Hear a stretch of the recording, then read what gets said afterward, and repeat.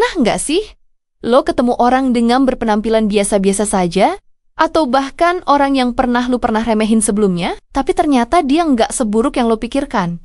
Dia jago di olahraga, dia jago di game, atau di bidang lainnya. Di video kali ini, gue ingin membahas seseorang yang terlihat biasa-biasa saja, ternyata suhu di balik layar tersebut. Oke, tanpa lama-lama kita mulai dari pembahasan pertama, yaitu kenapa orang tersebut menyembunyikan kekuatan aslinya. Lo pasti tahu banyak orang-orang yang menilai sesuatu dari luar dan juga ada sedikit beberapa orang yang menilai dari dalam. Gue kasih contoh, seseorang terlihat bersikap sombong kepada orang lain yang baru saja memenangkan satu kali permainan dalam sebuah game atau apapun itu. Dan salah satu orang menilai orang itu hebat karena penampilannya terlihat begitu meyakinkan. Namun, bisa jadi kenyataan dari orang tersebut, orang itu benar-benar hoki. Dia tidak paham apa yang dimainkan dalam game tersebut. Dia hanya mementingkan egonya. Beda di sisi lain, seorang suhu, orang seperti ini biasanya menyembunyikan kekuatan asli. Dia sangat-sangat pandai untuk merendah pura-pura tidak tahu. Kamuflase adalah caranya jago menyembunyikan kekuatan aslinya. Kenapa mereka bisa sekuat itu?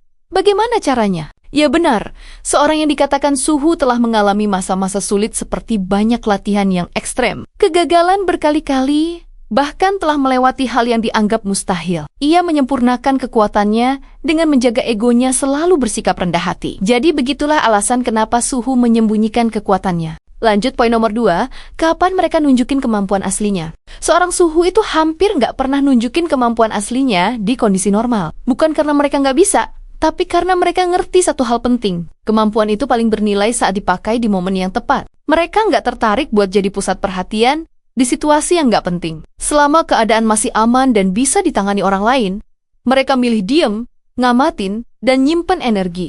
Mereka biasanya baru bergerak saat situasi mulai kacau. Saat orang lain panik, emosi naik, dan keputusan diambil secara asal, justru di situ mereka kelihatan paling tenang. Ketika kebanyakan orang sibuk ngomong dan nyalahin keadaan, mereka fokus mikir solusi. Dan karena selama ini mereka terbiasa belajar dalam diam, mereka punya banyak referensi di kepala yang gak kelihatan oleh orang lain.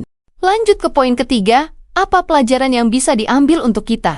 Pelajaran paling penting yang bisa kita ambil adalah jangan pernah ngeremehin siapapun. Kita gak pernah tahu proses apa yang lagi dijalanin orang lain. Berapa lama dia jatuh bangun, dan seberapa jauh dia sudah melatih dirinya sendiri. Dunia ini sering ngajar kita buat menilai dari permukaan. Padahal yang paling menentukan itu justru hal-hal yang gak kelihatan.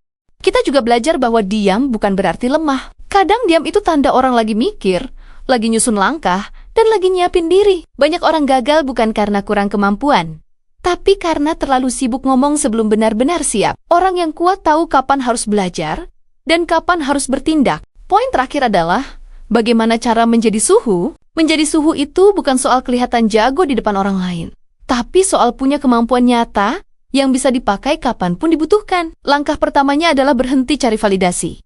Selama lo masih pengen diakui, lo bakal gampang terdistraksi. Suhu yang beneran fokus itu sibuk memperbaiki diri, bukan sibuk ngebuktiin diri.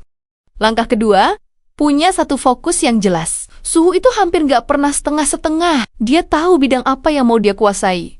Dan dia berani ninggalin hal-hal lain yang gak relevan. Fokus bikin latihan lo terarah, dan latihan terarah bikin progres lo lebih cepat kelihatan. Walaupun dari luar, terlihat pelan. Langkah terakhir adalah, lo harus selalu rendah hati, jangan selalu ceritain progres lo ke orang lain, bersikaplah seolah seperti hari-hari biasa, lo harus tetap tenang di kondisi apapun. Itu saja, jika lo merasa terbantu karena video ini, bisa untuk subscribe dan share untuk support.